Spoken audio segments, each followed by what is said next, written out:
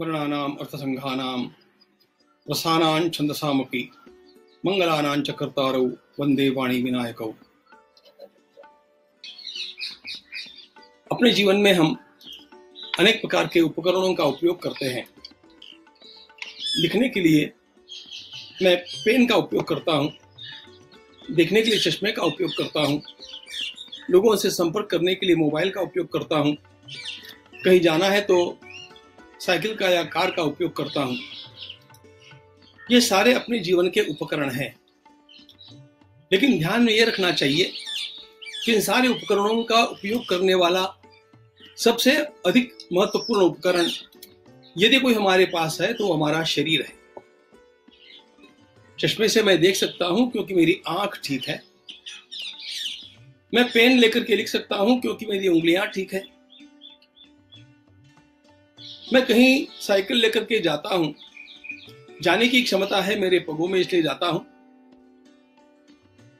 अनेक विध उपकरणों का उपयोग करने वाला हमारा शरीर, यह भी हमारा उपकरण है, और इस उपकरण का उपयोग करके ही हम इस संसार यात्रा में अपनी उन्नति करते रहते हैं। और इसलिए हमारे सारे शास्त्रकारों ने इस शरीर की ओर अत्यधिक ध्यान देने की आवश्यकता हम लोगों के सामने रखी। शास्त्रकार कहते हैं, शरीरम आद्यम खलु धर्म साधनम। धर्म शब्द का अर्थ होता है अपने कार्य, अपने कर्तव्य। हमें अपने जीवन में जो भी कार्य करना है, वह चाहे धर्म के लिए, अर्थ के लिए, काम के लिए अथवा मोक्ष के लिए करना है, वह जो कुछ भी करना है वह करने का सबसे समीपस्थ और सर्वाधिक महत्वपूर्ण साधन मेरा शरीर होता है। हम अन्य उपकरणों की चिंता रखते हैं, हमारा मोबाइल ठीक रहे, हमारी गाड़ी ठीक रहे, हमारा कंप्यूटर ठीक रहे, इसकी चिंता का वहन हम करते हैं। सोचना यह चाहिए कि हम अपने शरीर को भी ठीक रखने का सोचते हैं क्या? मेरा यह उपकरण मुझे परमात्मा ने दिया है, यह कम से कम 100 वर्षों तक उपयोग करने के लिए दिया है। हमारे देश की प्राचीन धारणा यह है, जीवेम शरदशतम, नंदाम शरदशतम, मोदाम शरदशतम। हम 100 वर्षों तक जिएंगे और 100 वर्षों तक आनंद पूर्वक, सुखपूर्वक जिएंगे, ऐसा हमारे भगवान वेद ने कहा है। शतायु हो, इस प्रकार का आशीर्वाद एक बार, इस प्रकार की शुभकामना एक बार गुरुदेव टैगोर ने महात्मा गांधी जी को लिख करके भेजी। तो महात्मा गांधी जी ने पत्र में उन्हें लिखा कि मैं तो 120 वर्ष जीना चाहता हूं, आपने शतायु कहकर के मेरे 20 वर्ष क्यों घटा दिए? ये जो गांधी जी की आकांक्षा है कि मुझे पूर्ण आयु प्राप्त हो, 120 वर्षों की आयु प्राप्त हो, वास्तव में जीवन में कोई भी महान कार्य करने वाले व्यक्ति को चाहिए कि वह न केवल इस प्रकार की आकांक्षा रखें, वह अपने शरीर को इस प्रकार से संवारता संभालता भी रहे। किसी भी उपकरण का उपयोग यदि हम हिफाजत से करते हैं, सावधानी से करते हैं, योग्य तौर तरीके से करते हैं, तो वह उपकरण अधिक दिनों तक टिकता है। यह हम सब लोगों का अनुभव है। एक पुस्तक को भी यदि मैं संभाल करके पढ़ता हूं तो वह अधिक दिनों तक अच्छी अवस्था में रहती है, और यदि मैं उसकी ओर ध्यान न देते हुए जैसे तैसे जहां तहां उसको फेंकते रहता हूं तो अपने आप ही वह शिथिल हो जाती है। हमारे देह के साथ भी ऐसा ही है। और ध्यान ये रखना चाहिए कि वेदों की तो आज्ञा है, कुर्वन्नेवेह कर्माणि जिजी विशेष चतक समाह। उपनिषदकार कहते हैं, उत्तम कर्म करते हुए 100 वर्षों तक आपको जीना चाहिए। यह आपका कर्तव्य है, क्योंकि प्रभु के द्वारा दी गई इस धरोहर को संभालना क्या मेरा कर्तव्य नहीं है? और जो ढंग से इसको संभालते हैं उनको यह विश्वास होता है कि हम 100 वर्ष तक जिएंगे। वेदों के लिए बड़ा कार्य करने वाले हमारे पूज्य पंडित सातवलेकर जी, उनकी 60 वर्ष पूर्ति का उत्सव था। सब लोगों ने उनको शुभकामना दी थी कि सातवलेकर जी शतायु हो। अंत में सातोलेकर जी ने भाषण करते हुए कहा, मैं तो विश्वास के साथ कहना चाहता हूं कि मैं तो शतायु होकर के रहूंगा, लेकिन मुझे चिंता यह है कि उस समय आप लोगों में से कितने लोग रहेंगे। सातोलेकर जी का यह विश्वास सार्थ था। उन्होंने कहा कि मैं वैदिक पद्धति से जीवन यात्रा चलाता हूं और इसलिए जो आयु वेदों ने कही है उतनी मैं जीने वाला हूं।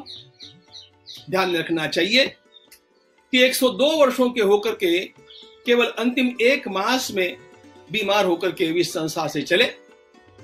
इतना आत्मविश्वास पूर्ण मनुष्य अपने स्वयं के स्वास्थ्य के बारे में बोल सके, इसके पीछे उसकी कुछ साधना होती है।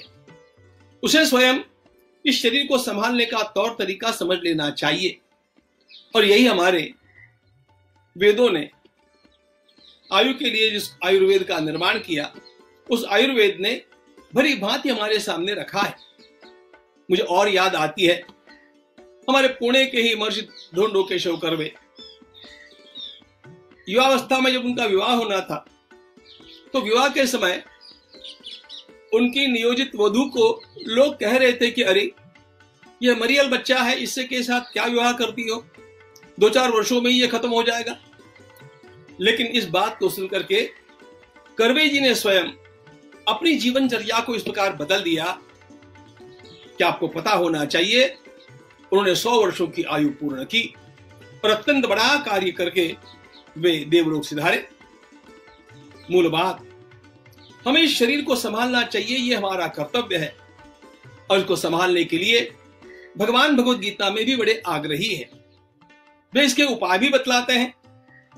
युक्त आहार विहारस्य युक्त चेष्टस्य कर्मसु युक्त स्वप्नावबोधस्य योगो भवति दुःखः। ऐसा जब भगवान कहते हैं, अरे संपूर्ण जीवन ही एक योग है, उसको यदि सुखमय व्यतीत करना है तो हमारा आहार, हमारा व्यायाम, हमारी दिनचर्या, हमारी निश्चिंतता और हमारी कार्यमग्नता, ये सारी ऐसी बातें हैं जो हमारी आयु को बढ़ाती है।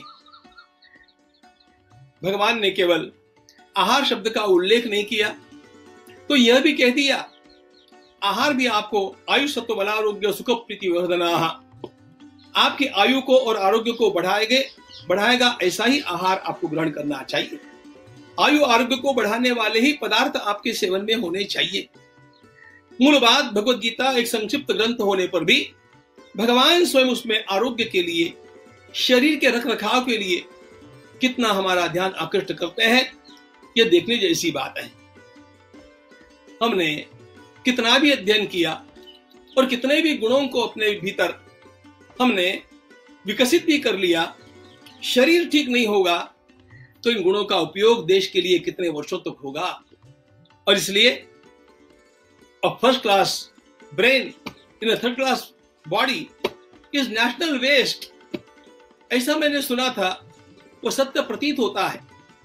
और इसलिए बंधुओं, हमारा यह उपकरण जिसका नाम शरीर है, हम इसको संभालें, हम इसको संवारें।